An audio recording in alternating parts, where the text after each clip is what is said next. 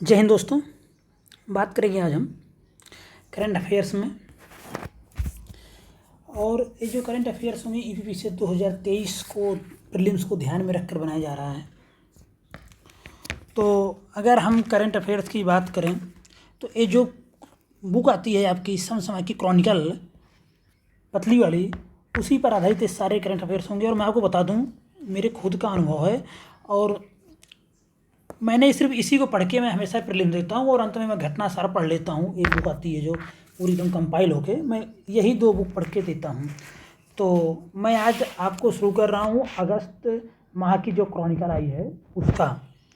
अगस्त माह से ही लेके चलेंगे, अगस्त 2022 से लेके अगर हम ये समझ लीजिए आपको जून में प्रीलिम्स होगा 2023 में, तो तब तक इतना पर्याप्त रहेगा। बात करेंगे जो आर्थिकी सेगमेंट है अगस्त के, आर्थिकी सेगमेंट की आज हम बात करेंगे। अगस्त 2022 की ये बुक है। तो आर्थिकी सेगमेंट में देखेंगे तो अगर हम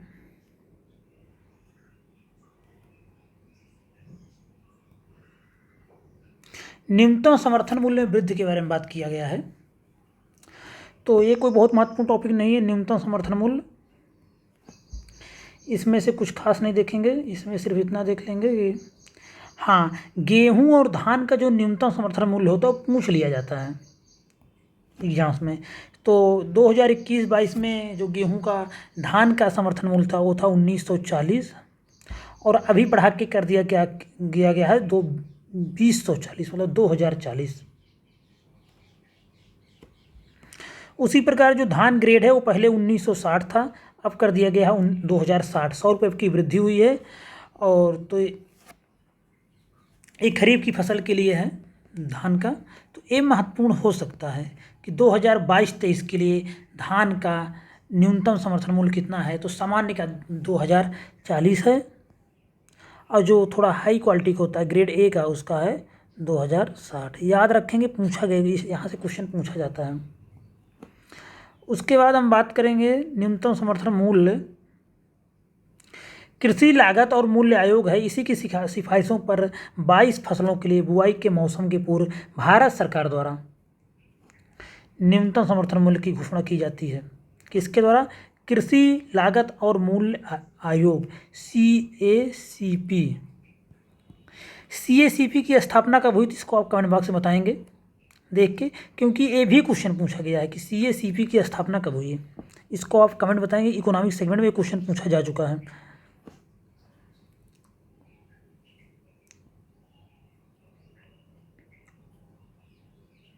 उसके बाद बात करेंगे रूस भारत का दूसरा सबसे बड़ा तेल आपूर्तिकर्ता बन गया है। हाल ही में रूस सऊदी अरब को पीछे छोड़ते हुए भारत का दूसरा सबसे बड़ा तेल आपूर्तिकर्ता देश बन गया है। भारत ने मई 2022 में लगभग 25 मिलियन बैरल रूसी तेल खरीदा था। एक बैरल के इक्वल कितना होता है इसको भी बताना है कमेंट बॉक्स में। वर्तमान में इराक भारत का तेल का सबसे बड़ा आपूर्तिकर्ता है, ये भी महत्वपूर्ण है, इसको भी जानते रहें। इराक पहले स्थान पे है। वर्तमान में भारत विश्व का तीसरा सबसे बड़ा तेल आयात करने वाला देश है और भारत अमेरिका और चीन के बाद दुनिया का तीसरा सबसे बड़ा तेल उपभोक्ता भी है। तो सबसे बड़ा तेल उपभोक्ता कौन है? अमेरिका है। सबसे बड़ा तेल आयातक भी अमेरिका ही है। सबसे बड़ा तेल निर्यातक अमेरिका ही है। तो लेकिन हम भारत के लिए बात करें तो इराक भारत का मतलब सबसे अधिक तेल भारत इराक से आयात करता है। आगे बात करेंगे हम। तो ये महत्वपूर्ण है, इसमें लिखा हुआ है MP PDF, इसको टेलीग्राम चैनल पर मिल जाएगा, वहाँ से आप PDF डाउनलोड करके इसको अपने पास ही रख सकते हैं। व्यापार घाटे में वृद्धि वगैरह हो गया है, ये सब व्यापार घाटा घटता बढ़ता रहता है समय के साथ, तो कोई बहुत महत्वपूर्ण नहीं है। आगे देखेंगे। व्यापार घाटा कह कब होता है इसके बारे में देख लेते हैं। व्यापार घाटा तब होता है जब किसी देश के आयात की लागत उसके निर्यात की लागत से अधिक हो जाती है। मतलब जितना हम आयात कर रहे हैं उससे कम निर्यात करते हैं, व्यापार घाटा। फार्मूला दिया हुआ, कैसे गणना करते हैं? निर्यात के कुल मूल्य को उसके आयात के कुल मूल्य से घटा दी जाती है। अगर निर्यात अधिक तो व्यापार फायदे में है, घाटे में अगर निगेटिव में आ गया तो व्यापार घाटा चल रहा है। व्यापार के नकारात्मक संतुलन के रूप में भी जाना जाता है, इसे बोलते हैं निगेटिव को। आगे बात करेंगे थोक मूल्य मुद्रास्फीति में वृद्धि। यहाँ से कोई विशेष क्वेश्चन नहीं आता है, देख लेते हैं।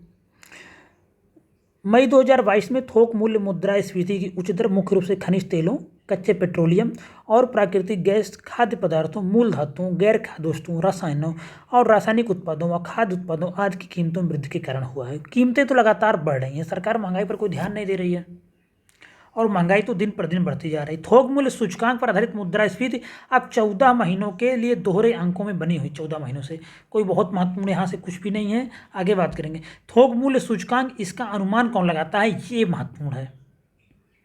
तो थोक मूल्य सूचकांक जारी करता है वाणिज्य उद्योग मंत्रालय और इसे मासिक आधार पर जारी किया जाता है। तो जब जून 2023 में प्रीलिम्स होगा तो पता नहीं कितनी बार तब तक ये जारी कर दिया गया होगा, तो इसलिए इसके कोई भी फैक्ट पे ध्यान नहीं देंगे, बस इतना याद रखेंगे कि थोक मूल्य सूचकांक जारी कौन करता है। तो वाणिज्य, थोक मतलब कि समझ लीजिए उद्योग की बात कर रहा है या थोक में आप कुछ सामान लाते हैं तो कमर्शियल किसी दुकान से लाते हैं, तो इस ट्रिक से आप याद रखेंगे। थोक मतलब कमर्शियल, कमर्शियल मतलब किसी उद्योग किसी धंधे की बात कर रहा है, तो वाणिज्य एवं उद्योग मंत्रालय, विकल्प में यही रहेगा वाणिज्य एवं उद्योग मंत्रालय, तो आप एकदम सही कर ले जाएंगे। इस ट्रिक से याद रखेंगे थोक, क्योंकि 3-4 सूचकांक हैं, उपभोक्ता मूल्य सूचकांक, ये सब करके। तो थोक मूल्य सूचकांक याद करने का तरीका है थोक मतलब कमर्शियल, वाणिज्य एवं उद्योग मंत्रालय द्वारा। हो गया, आगे बात करते हैं।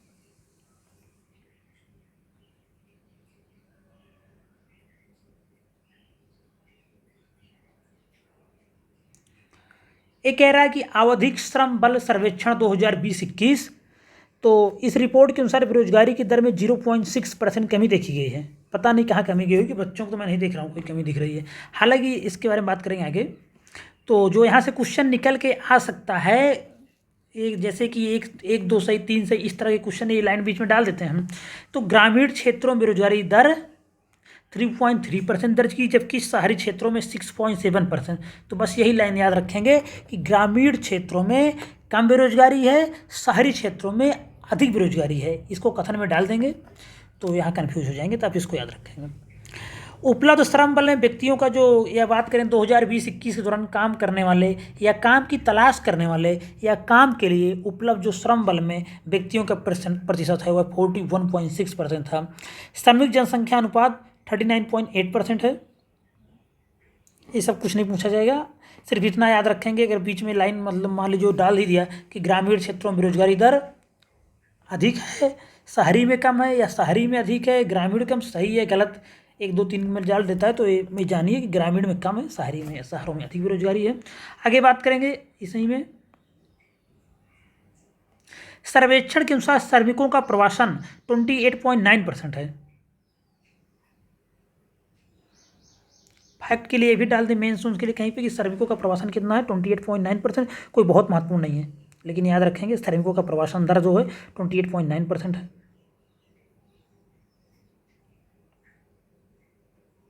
DSDV उत्कृष्टता पुरस्कार, इस तरह के पुरस्कार वगैरह किसी एग्जाम में आते होते नहीं हैं। आगे बात करेंगे। सिक्कों की एक विशेष श्रृंखला लॉन्च की गई, ये सब भी कुछ नहीं आता है। भी साथी उत्सव पहल, इसको देख लेते हैं क्या है थोड़ा सा।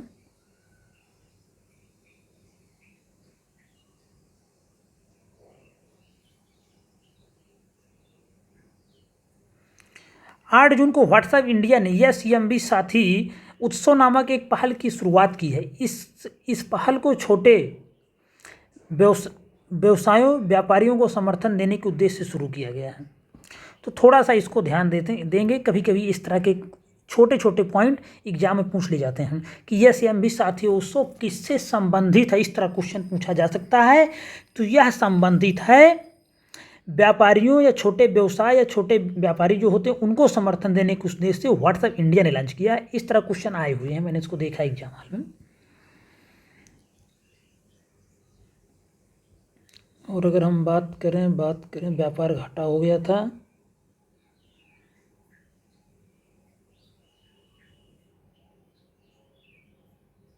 थोक मूल्य हो गया था, हाँ उपभोक्ता मूल्य सूचकांक छूट गया था, नहीं बताए थे। तो उपभोक्ता मूल्य सूचकांक सीपीआई बास्केट खुदरा मुद्रास्फीति की गणना के लिए इस्तेमाल किए जाने वाला एक सूचकांक है। और अगर हम बात करें इसी में आवधिक श्रम बल सर्वेक्षण में ही, तो इसका क्या है कि आवधिक श्रम बल सर्वेक्षण नियत समय अंतराल पर श्रम बल डेटा की उपलब्धता हेतु राष्ट्रीय सांख्यिकी कार्यालय ने अप्रैल 2017 में आवधिक श्रम बल सर्वेक्षण की शुरुआत किया। तो आवधिक श्रम बल सर्वेक्षण की शुरुआत कब किया गया? 2017 में राष्ट्रीय सांख्यिकी कार्यालय द्वारा। तो थोड़ा सा इसको ध्यान देंगे, बाकी कोई बहुत महत्वपूर्ण नहीं है। ग्रीन ओपन एक्सेस नियम 2022 कुछ भी नहीं है, बकवास है। आगे बात करेंगे ईज 5.0 सुधार एजेंडा, ये महत्वपूर्ण है। सबसे पहले तो यही पूछा जाता है कि ईज EASE किससे संबंधित है? तो यह बैंकिंग सेक्टर से संबंधित है, पहली बात तो ये जान लीजिए। क्या है इसमें देख लेते हैं कि इस वित्त मंत्री हैं निर्मला सीतारमण, नई दिल्ली में ईज नेक्स्ट प्रोग्राम का ईज 5.0 सामान्य सुधार एजेंडा लॉन्च किया। सामान्य सुधार एजेंडा जो है सार्वजनिक क्षेत्र के बैंकों के लिए विकसित किया गया है। ईज का फुल फॉर्म है enhanced access and service excellence. वित्त वर्ष 2019 से 2022 तक 4 वार्षिक संस्करणों में विकसित हुआ है और इसने सार्वजनिक क्षेत्र के बैंकों में विभिन्न क्षेत्रों में सुधारों को उत्प्रेरित किया है। बस इसमें सिंपल सा क्वेश्चन आ सकता है वन लाइनर कि ईज किस सेक्टर से या किस क्षेत्र से संबंधित है? तो यह बैंकिंग सेक्टर से संबंधित है, महत्वपूर्ण है, लेकिन ईज से क्वेश्चन आया हुआ है। यह एसएमबी हो चुका था, व्यापारियों के लिए है। माई पैड माई राइट प्रोग्राम महत्वपूर्ण है। तो national bank for agriculture and rural development NABARD ने लेह में माई पैड माई राइट प्रोग्राम को लॉन्च किया है, ये महत्वपूर्ण है। नाबार्ड भी महत्वपूर्ण है। स्टैटिक जीके में स्थापना हुई थी इसकी 12 अप्रैल 1982। जो भी क्वेश्चन पूछे गए हैं कमेंट बॉक्स में उसको आपको बताना है, अगर आप अच्छी तैयारी कर रहे हैं तो। कृषि भूमि मूल्य सूचकांक, अभी 2 सूचकांकों की चर्चा हुई, अब देखिए एक और सूचकांक आ गया है, कृषि भूमि मूल्य सूचकांक। भारतीय प्रबंधन संस्थान अहमदाबाद ने भारतीय कृषि भूमि बाजार इंस्फार्म इंडिया के सहयोग से IIMA इंस्फार्म इंडिया कृषि भूमि मूल्य सूचकांक लॉन्च करने की घोषणा की। यह सूचकांक भारत में अपनी तरह का पहला भूमि मूल्य सूचकांक होगा, भूमि से संबंधित है और IIM ने लॉन्च किया, IIM अहमदाबाद ने। कोई बहुत महत्वपूर्ण नहीं है, लेकिन भूमि से संबंधित है। कृषि भूमि मूल्य सूचकांक किसने लॉन्च किया है? IIM अहमदाबाद ने। आगे बढ़ेंगे, देख लेंगे, थोड़ा सा इसको भी ध्यान दे देंगे कि आने की संभावना बहुत कम है। भारत गौरव ट्रेन के बारे में बात करेंगे। भारतीय रेलवे के दक्षिणी जोन ने 14 जून 2022 को भारत गौरव योजना के तहत एक निजी ऑपरेटर द्वारा संचालित पहली ट्रेन को हरी झंडी दिखाकर रवाना किया। यह ट्रेन तमिलनाडु के कोयम्बटूर और महाराष्ट्र के शिरडी के मध्य संचालित होगी। कहाँ से कहाँ तक? कोयम्बटूर से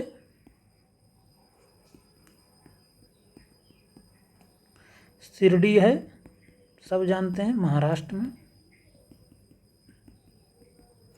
इसी के बीच चलेगी। यह ट्रेन निजी क्षेत्र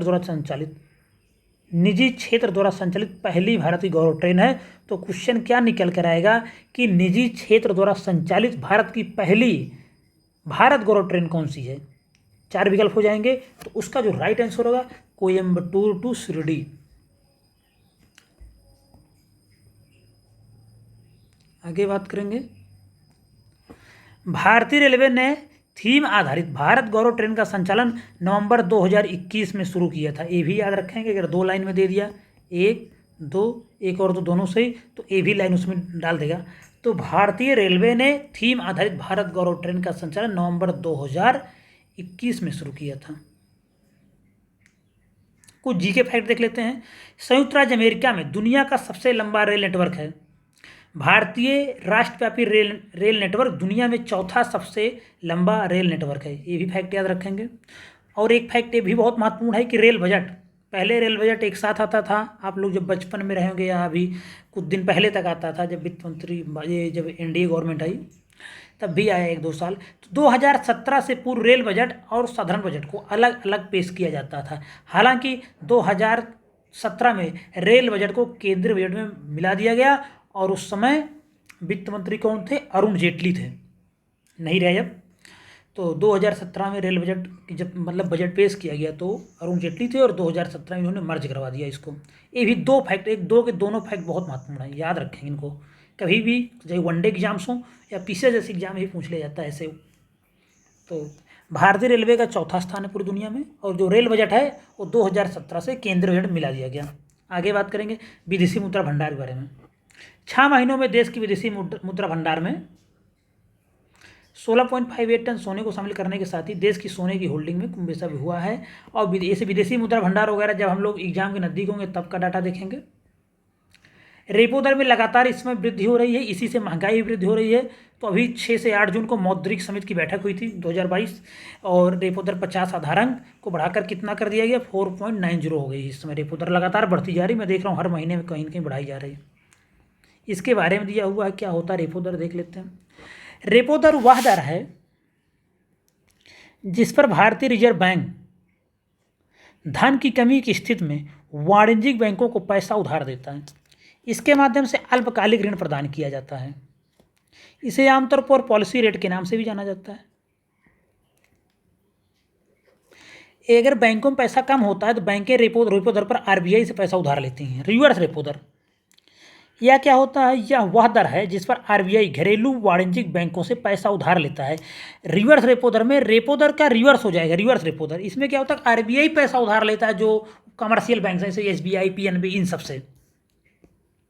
आरबीआई द्वारा इस मौद्रिक नीति उपकरण का उपयोग देश की मुद्रा आपूर्ति को नियंत्रित करने के लिए किया जाता है। मान लो बैंकों के पास अधिक पैसा हो गया तो अधिक ऋण बांट रहे हैं, इसलिए कहता आरबीआई कहता है थोड़ा हम ही दिला दो, हमको दे दो, तो थोड़ा उनसे ले लेता है। सीमांत अस्थायी सुविधा। सीमांत अस्थायी सुविधा भारतीय रिजर्व बैंक की एक प्रणाली है जो अनुसूचित वाणिज्यिक बैंकों को रातों रात धन प्राप्त करने की अनुमति देती है। यह आमतौर पर रेपो रेट से ज़्यादा होती है। रेपो रेट पर ज़्यादा होगी ही, क्यों? क्योंकि तुम्हें बहुत इमरजेंसी में पैसा चाहिए तो किसी के पास जाओगे तो मनमाना उस पर ब्याज ले सकता है। उसी तरह रेपो दर से अधिक होता है सीमांत अस्थायी सुविधा। और ये क्योंकि तुम्हें इमरजेंसी में पैसा चाहिए रातों रात, तो सीमांत अस्थायी सुविधा पर आरबीआई इनको पैसा देता है। आगे बात करेंगे।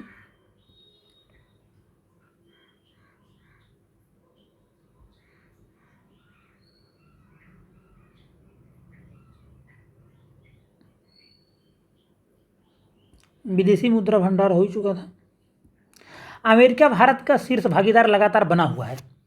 वित्तीय वर्ष 2021-22 में अमेरिका चीन को पछाड़कर भारत का शीर्ष व्यापारी भागीदार बन गया, जो भारत अमेरिका के बीच मजबूत आर्थिक संबंधों को दर्शाता है।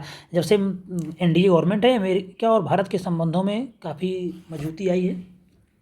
तो अमेरिका इस समय भारत का शीर्ष व्यापारिक भागीदार है। बहुत महत्वपूर्ण क्वेश्चन डायरेक्ट आता है इकोनॉमिक सेगमेंट के अंतर्गत एक क्वेश्चन डायरेक्ट आता है, इसमें कोई मतलब कि फैक्ट वगैरह नहीं, सीधे आएगा, याद रखना चाहिए।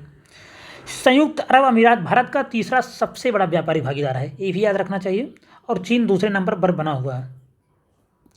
एक और है व्यापार घाटा जो हमारा है। व्यापार घाटे की हम बात करें तो चीन से सबसे अधिक घाटा हमको हो रहा है, ये भी याद रखेंगे। सबसे अधिक घाटा हमारा चीन के साथ है।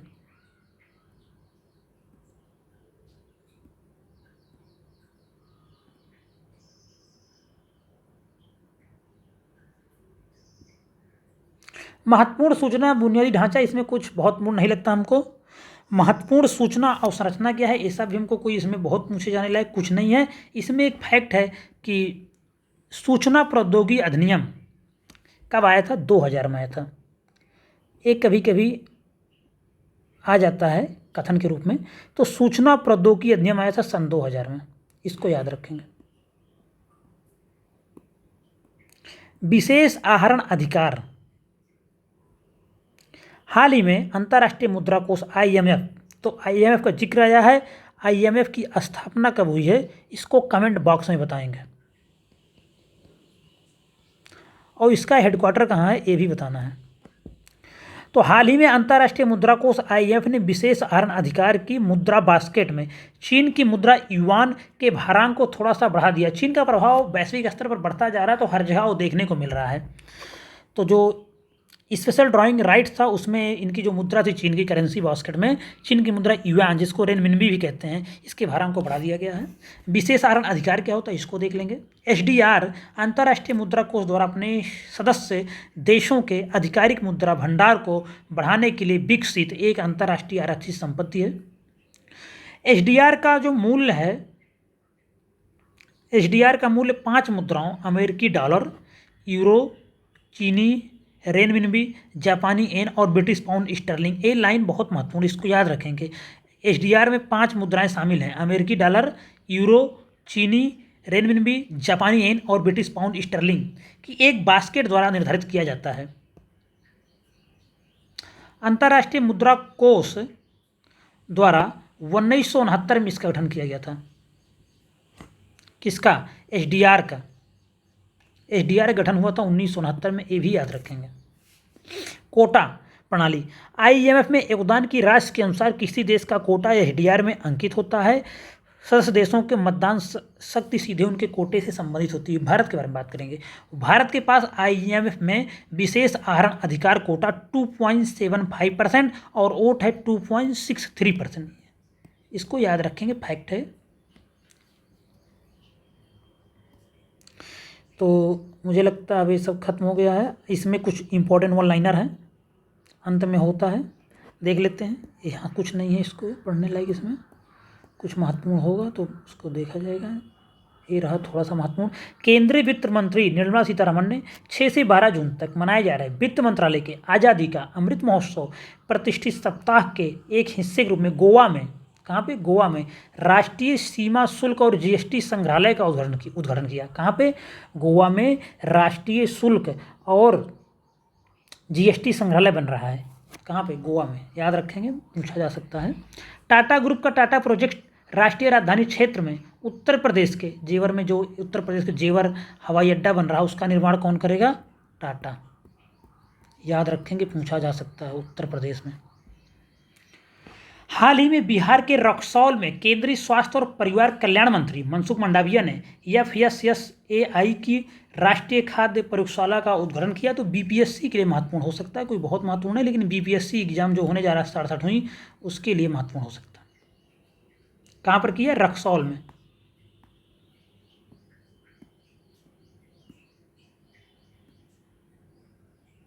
फिर देखेंगे, हाल ही में भुगतान समाधान प्रदाता ओमनी कार्ड पूरे भारत में सभी ATM से रुपे संचालित कार्डों का उपयोग करके नगद निकासी की शुरुआत करने वाला पहला RBI लाइसेंस प्राप्त PPE प्रीपेड इंस्ट्रूमेंट बन गया। कौन? Omni card. थोड़ा सा याद रखेंगे, पूछा जा सकता है इस तरह के क्वेश्चन इकोनॉमिक सेगमेंट में। हाल के समय में चीन भारत से टूटे चावल का सबसे बड़ा आयातक या खरीदार बनकर उभरा है। महामारी के दौरान चीन ने टूटे चावल के सबसे बड़े आयातक के रूप में अग्रणी भूमिका निभाई। इससे पूर्व भारतीय टूटे चावल अधिकतर अफ्रीकी देशों को निर्यात किए जाते थे, लेकिन इस बार चीन ने भी टूटे चावल बहुत खरीदे हैं, क्योंकि चीन में भी काफ़ी समस्याएं आई कोरोना की वजह से।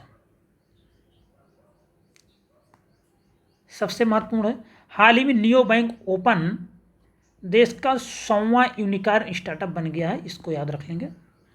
इसी के साथ समसामयिकी क्रॉनिकल जो चल रही थी अपनी किताब, इसका जो अगस्त 2022 का आर्थिकी सेगमेंट पूरा खत्म हो गया। बहुत अच्छे से आपको समझाया गया। PDF इसका टेलीग्राम पे मिल जाएगा। टेलीग्राम का लिंक डिस्क्रिप्शन बॉक्स में आपको मिलेगा।